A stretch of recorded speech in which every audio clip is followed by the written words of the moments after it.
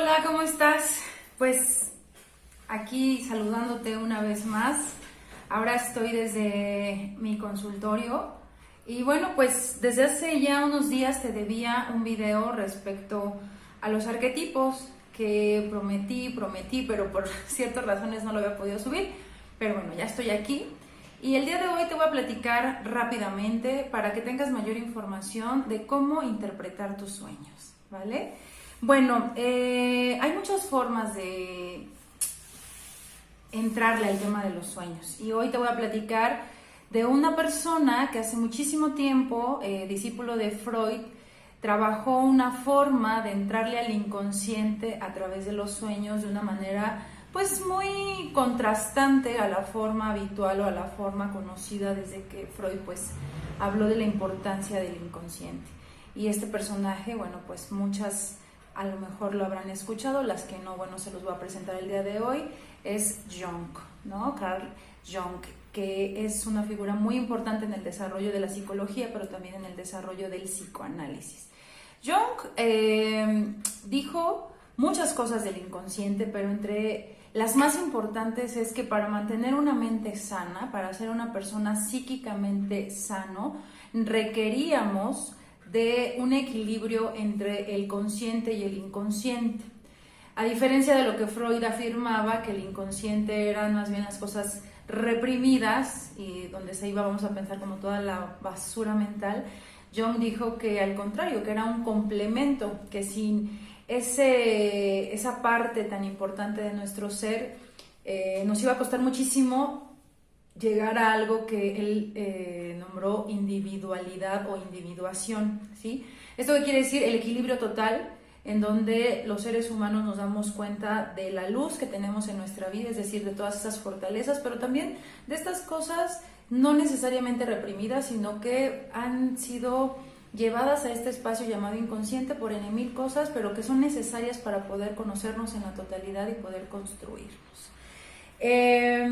Otra cosa también importante es que esta salud mental, psíquica de la que les hablé hace un momento, tiene que ver con este diálogo interno entre el consciente y el inconsciente. Y esto es muy difícil de lograr porque los seres humanos regularmente estamos volcados hacia el consciente. No hay una cultura de introspección en la cual se nos enseña a estar al pendiente de nuestros eventos inconscientes, y evidentemente pues los sueños son vistos desde la ciencia como simples elementos de reflejo de lo que es nuestra vida diaria, pero analizando los sueños, que este señor además toda su práctica clínica la hizo a través de los sueños, y Freud y muchos otros, se dieron cuenta que en varias personas de diferentes nacionalidades, de diferentes culturas, surgían elementos muy parecidos entre, por ejemplo, una persona que entrevistaba en China y una persona que entrevistaba en México y una persona que entrevistaba en África. Y entonces decía, bueno, a ver, ¿cómo es posible que personas de diferentes culturas sueñen cosas muy similares? Y empezó a identificar patrones de símbolos, específicamente de imágenes que muchas personas expresaban de manera continua en sus sueños. Entonces, él, al ver estos patrones recurrentes en los sueños de las personas, empezó a hacer algo que hoy tenemos como una herencia de todos los estudios de Jung, que son los arquetipos. Y que bueno, pues los arquetipos no solamente vienen desde Jung, ¿no? O sea, él empezó a ver que a lo largo de la historia de la humanidad, pues han habido ciertos símbolos importantes para el desarrollo de la cultura que se han heredado, sobre todo a través del lenguaje, pero también a través de pues otras prácticas, ¿no? Por ejemplo, en el arte, ¿no? En las pinturas rupestres que podemos ahora observar de los pueblos antiguos, de otras culturas que iniciaron la civilización, pues se han encontrado en estas pinturas rupestres y en estos otros vestigios de otras culturas, estos símbolos que él también encontró en momentos pues mucho más contemporáneos a su vida, ¿no? Entonces, él llamó a estos patrones, a estos símbolos que se repetían, arquetipos. Y aquí déjenme leerles textualmente lo que para Jung significan los arquetipos. Dice que son patrones universales que están contenidos en el inconsciente, que los podemos identificar a través de las eras históricas y de las fronteras culturales. Son configuraciones típicas en nuestro modo de pensar, de sentir y de percibir. O sea, si bien las podemos ver condensadas a través de los sueños en ciertas figuras míticas, sobre todo, porque también él habla de los mitos, que muchas de estos simbolismos se han recuperado en los mitos en las diferentes culturas. Por ejemplo, uno de los mitos más importantes que les he contado yo, pues es el de Tezcatlipoca, ¿no? En nuestra cultura prehispánica, que es el dios de la oscuridad, el dios del espejo humeante, el dios de la adivinación, que al final todas estas historias que conocemos pues no dejan de ser mitos que recuperan símbolos, en este caso el símbolo de la noche, el símbolo de la luz, que han sido símbolos que arquetípicamente diferentes culturas han compartido para poder describir el inicio de la humanidad. Entonces es muy interesante porque además a partir de estos símbolos los seres humanos sentimos, pensamos y nos comportamos. Bueno, entonces él dice que el inconsciente proporciona memorias perdidas, ideas dolorosas que han sido reprimidas y suprimidas.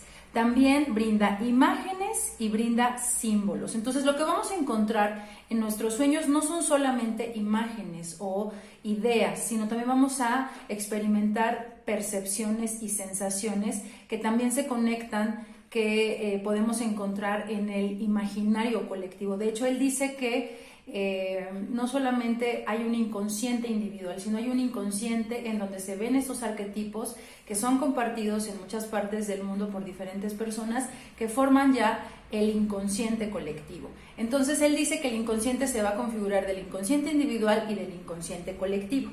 Entonces estas dos partes, el inconsciente individual y el inconsciente colectivo, van a configurar el ego. El ego es la parte central de nuestro ser. El ego es aquella estructura que de alguna manera nos da fortaleza, nos da estructura, como lo dice, como lo acabo de explicar hace un momento, que nos da esqueleto, vamos a llamarle así, para poder enfrentar la vida. Entonces, si hay un golpe al ego, llámese, no sé, a lo mejor una humillación, un problema, un conflicto, se va a ver mermada toda nuestra estructura psíquica. Entonces se va a ver afectado tanto el inconsciente colectivo también como el inconsciente individual. O no es que esté afectado, sino más bien se va a ver reflejado el daño o el impacto hacia nuestro ego en estas manifestaciones inconscientes, ¿ok? Ahora, el ego es muy vulnerable, porque el ego pues es lo más primitivo, por así decirlo, lo más subjetivo que tenemos. Entonces de repente llegan cosas como muy bizarras a nuestros sueños y eso a veces nos confunde porque no es totalmente objetivo, pero es muy importante porque no es intelectualizado. O sea, llega la emoción, llega la sensación y de repente decimos, bueno, pero ¿por qué sentí atracción hacia una persona que ni siquiera me gustaba? Bueno, pues a lo mejor no es que te esté descubriendo el hilo negro, pero a lo mejor son cosas que no te permite sentir por el deber ser, por la sociedad, por lo que quieras. Y entonces lo que va haciendo el inconsciente es irlo reprimiendo, pero lo que, acuérdense que dice Jung, es vamos a utilizar esos elementos del inconsciente para tener un complemento que nos va a ayudar a conocernos mucho más y a tener como objetivo una salud mental o una estabilidad. Bueno, ¿cómo se va a manifestar el inconsciente, ya sea el colectivo o el individual? A través de las proyecciones. ¿Qué son las proyecciones? Cuando tú ves en los otros algo que te mueve, pero solo lo ves en los otros, es decir, lo que decimos coloquialmente, cuando algo te choca es porque te checa, es decir, si tú ves algo en el exterior que te está generando mucho ruido es porque indudablemente tiene que ver con tu historia. Ejemplo, si yo tengo una persona que me resulta muy aversiva a su energía, tengo que analizar qué de esa personalidad está reflejando algo que yo estoy generando.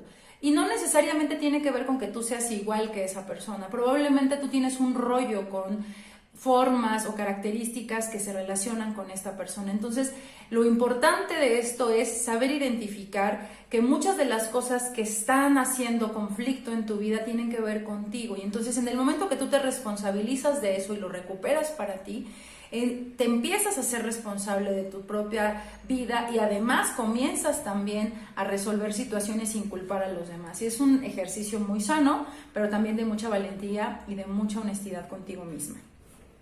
Otras de las formas en donde se va a manifestar el inconsciente es a través de los síntomas, a través de la somatización o a través de las sensaciones corporales, ¿ok?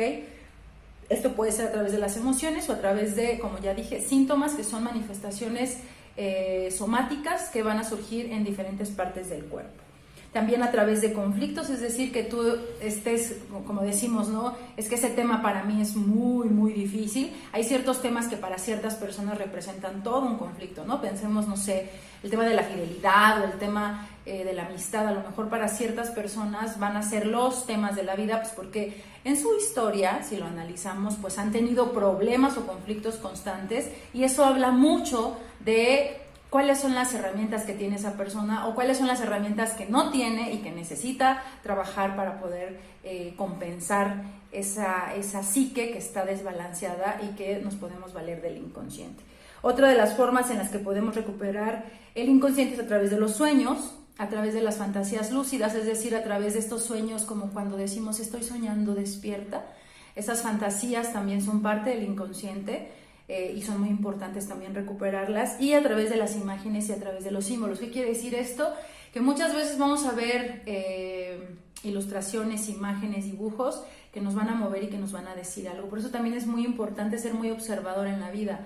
Muchas veces vamos por la vida y no nos damos cuenta y no nos percatamos de lo que va sucediendo alrededor. Entonces, aquí es muy importante también tener un trabajo de observación, tener un trabajo de... Incluso hay cosas que a veces nada más de verlas en serio te generan como una energía negativa. No sé si te ha pasado que llegas a un lugar donde no hay nadie, absolutamente nadie de gente, pero nada más la disposición de las cosas en cómo se encuentran, o que exista algún cuadro ahí que no te está latiendo mucho, ya te genera incluso un rechazo hacia el espacio, ¿no? Entonces esto tiene mucho que ver con saber conocer qué es lo que te gusta, qué es lo que no te gusta y saber reconocer, identificarlo para poder también valerte de eso, de esos conocimientos y rodearte de las cosas, los colores, de las imágenes que te representan calma, que te representan un ambiente cálido y de bienestar para ti. Bueno, ahora, a través, como te decía, de los mitos, que son estos cuentos que a nivel histórico, cultural y universal nos han contado en diferentes momentos y episodios de la vida. Por ejemplo, aquí en México pues crecimos con los cuentos de Disney, ¿no? Y que además son cuentos míticos. O sea, por ejemplo, La Sirenita es un cuento recuperado de la historia nórdica. O sea, si te das cuenta, todas las historias, Romeo y Julieta, todas las historias que conocemos y que impactan nuestra psique y que nos dejan así como que atrapados, la historia de la Cenicienta y demás, son historias que se repiten en diferentes formas, en diferentes culturas, solamente les cambian quizá un poco los protagonistas y demás, pero que son ciertas historias o ciertas tramas que de alguna manera nos enganchan porque tienen que ver con nuestra historia. Por ejemplo, en el caso de La Sirenita, ¿no? Una mujer que es sirena y que no puede acceder al mundo de la libertad y que se enamora de un príncipe que no es este pez, pero que está en cuestión del mar, y entonces pues representa también, y por eso nos mueve tanto esa película, hablando de los mitos, pues porque de alguna manera es la lucha por la libertad, porque al final pues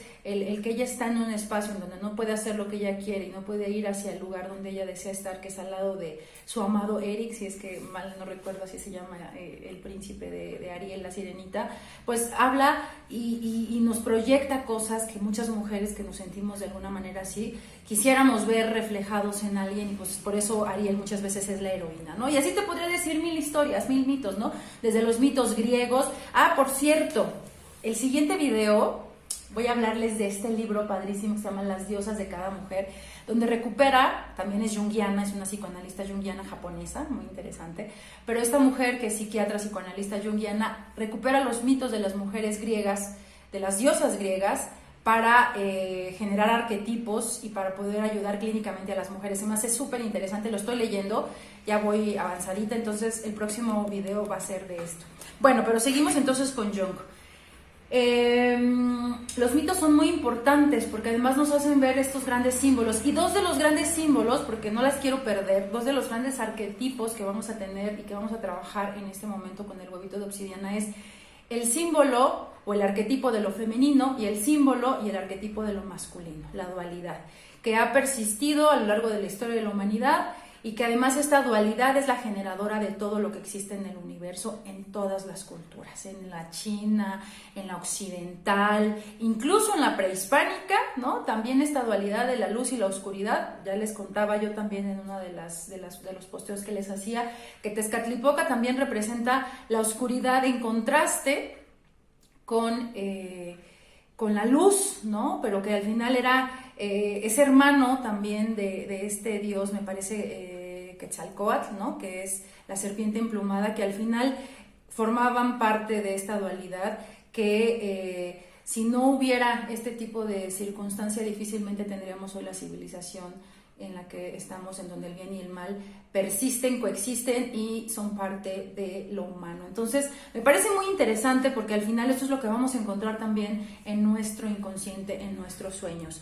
Y bueno, Jung, cuando habla de lo femenino y lo masculino, él les pone nombres y dice, muchas veces cuando tú te defines como una persona femenina, o cuando hay un gran porcentaje de ti en el arquetipo femenino, también aquí viene como toda esta historia de lo que se ha construido como femenino, que podríamos hablar de sutileza, cuidado, inteligencia emocional, etcétera, etcétera. Y en los hombres un poco de más fuerza, de intelectualidad, de fuerza física, ¿no? Todo esto es parte de la construcción social, al final es construcción social, pero que han formado arquetipos. Es muy importante analizar nuestra dualidad, es decir, si yo, por ejemplo, Nadia, me identifico más con la parte femenina, no solamente porque soy mujer, ojo, no tiene que ver con el sexo, tiene que ver con cómo yo, como persona, me identifico independientemente de mis órganos sexuales. Entonces, bueno, yo me identifico mucho con el arquetipo femenino porque me encuentro como en esta mujer maternal, de cuidado, pero también a la vez hay cosas masculinas en mí. Y a veces eso no me gusta porque cuando era chica a lo mejor me decían que ser machorra o medio aventada, y por eso me decían machorra, eso me mueve, aunque me gusta y soy osada y soy aventurada, pues son cosas que durante mi infancia me hacían sentir incómoda, y entonces hay un rechazo hacia mi parte masculina que está representada por estas acciones. Y entonces muchas veces cuando vivimos en este complejo, o en este conflicto, no complejo, sino en este conflicto de esta dualidad, pues tenemos muchas broncas, ¿no? Y en el caso de las mujeres, hay muchísimas broncas, porque las mujeres de hoy en día ya no somos las mismas mujeres de hace 20, 30 años. O sea, las mujeres de hoy ya no somos nuestras madres, ya no somos nuestras abuelas, que antes se ajustaban a las reglas del esposo, se ajustaban a las reglas de la sociedad. Hoy cada vez las mujeres hacen más cosas que son parte de los arquetipos masculinos también, y que no están mal. El problema es que para muchas nos conflictúa. Ejemplo, dejar a los hijos por irnos a conseguir a seguir nuestros sueños, ¿no? Y lo pongo dejar a los hijos porque ni siquiera es dejarlos, ¿no? Pero así nos hacen sentir a veces todos estos mandatos sociales de, bueno, pues es que tú como mamá y como de alguna manera responsable del cuidado de la crianza de los hijos, más que los hombres, porque le sabemos más, se supone, cosa que no es así. Esto es parte de la construcción, pero como lo hemos aprendido de una manera muy cultural, pues nos sentimos muy culpables cuando nos vamos a trabajar, y esto es parte de lo que muchas mujeres el día de hoy están viviendo. También, no me toca hablarlo, pero igual nos puede ayudar a entender, también los hombres están viviendo, porque hoy los hombres están ante una fuerza femenina que les está costando mucho trabajo incorporar a su vida, porque, insisto, no es hombres contra mujeres, este es un viejo debate, ¿no? Entre que si es lo mismo feminismo que machismo, no tiene nada que ver. Estamos hablando de las energías, ¿no? Estamos hablando incluso de estudios y de gente que se ha dedicado a estudiar el inconsciente de muchísimas personas. Entonces esto es algo que ya traemos los seres humanos como cultura, como civilización desde hace muchísimo tiempo. Entonces hoy los hombres también se ven bastante complicados por toda esta fuerza femenina que se está recuperando a nivel mundial, ¿no? Creo que también es parte de estas revueltas sociales que hemos tenido, porque al final la energía femenina es una energía de colectividad, es una energía de solidaridad, es una energía de compartir. La energía masculina es mucho más competitiva, mucho más feroz. No es que esté mal o esté bien, no es que la energía masculina sea negativa, solo que se ha abusado de ella y se ha llevado al exceso. También hubiera sido lo mismo si dentro de la energía femenina se hubiera abusado y hubiéramos hecho y replicado todo el tiempo la energía femenina de cuidado y más sutil y más etcétera, de empatía y demás, porque aunque son cosas propositivas, también en exceso pues necesitamos a veces ser fuertes, firmes, determinantes. Entonces creo que me encanta mucho lo que dice Jung, porque Jung propone el equilibrio y él dice que la fuerza masculina, en el caso de la mujer, para poder trabajar nuestro masculino, siendo que nos identificamos más como en la parte femenina, para recuperar la parte masculina es el ánimos, ¿no? Él le llama ánimos a la parte masculina. Y a la parte femenina, ¿no? Si tú te identificas más con la parte masculina, independientemente, ojo, de los órganos sexuales de tu sexo, pero si te sientes más masculina que femenina, entonces hay que trabajar la parte femenina, y esto es el ánima. Entonces, bueno, él le da estos nombres: ánimos a la parte masculina y ánima a la parte femenina. Entonces, me gustaría mucho que te pensaras como tú por dónde te ubicas, si te ubicas más en la parte femenina, si te ubicas más en la parte masculina, si crees que hay un desbalance, si crees que hay ahí algún asunto, porque son dos de los arquetipos más importantes que van a surgir en los sueños y que han surgido, de hecho, seguramente te habrás dado cuenta en los videos. Y trabajar esto nos va a llevar a una parte todavía por encima del ego, que ya dijimos que el ego es esta parte a veces un tanto reptiliana, es decir, como instintiva, ¿no? Que tenemos los seres humanos.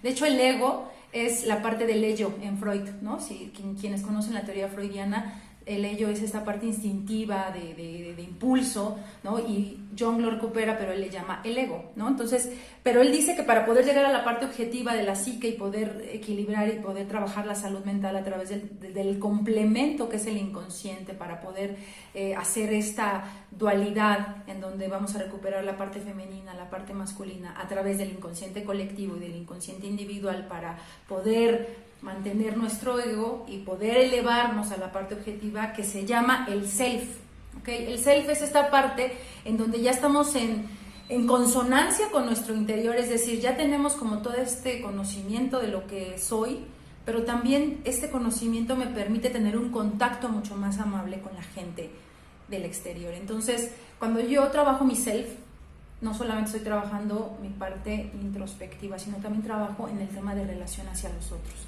Entonces, bueno, es una forma de entender la salud mental a través del inconsciente, desde los arquetipos. Espero que esta introducción te vaya gustando, te apasione, porque a mí me apasiona. La verdad es que ahora que he estado trabajando esto para compartírselos, digo, ya lo había estudiado yo cuando, pues yo soy psicóloga, entonces en la carrera te hablan mucho de esto, pero la verdad es que pues no lo tenía tan como adherido, ¿no? a mi práctica cotidiana, pero ahorita que estamos hablando de los sueños y que quise darles otros elementos para interpretarlos, estoy maravillada con la teoría junguiana, que además es una teoría que mucha gente actualmente recupera porque es mucho más práctica, trabajar de manera psicoanalítica el enfoque junguiano que el enfoque freudiano. No quiere decir que estén mal el Freud contra Jung ni nada, solo que me parece más práctico y más ad hoc a esta cultura tan dinámica y tan pues compleja en la que vivimos actualmente. Freud creo que también no lo podemos culpar, pues él es parte de uno de los siglos pues más con mayor represión, ¿no? A nivel histórico, a nivel occidental, 1900, época victoriana. Entonces tampoco lo podemos culpar del momento histórico que vivió, Segunda Guerra, etcétera, ¿no? Pero pues él sentó las bases para poder hablar de que no solamente lo que nos moviera lo que estaba en nuestro consciente, en nuestro día a día, sino que también había cosas que de repente salían ahí en el discurso, en los sueños, en las fantasías, que era muy importante recuperar para poder trabajar nuestra salud mental. nuestro autoconocimiento. Espero que esto te haya gustado, tanto como a mí me está gustando hacerlo. Y bueno, pues te mando un abrazo, te mando un beso también. Y pues compartan este video para que otras personas también se vean favorecidas de esta información, que al final es información para todas y para todos. Un abrazo, muchas gracias, bye.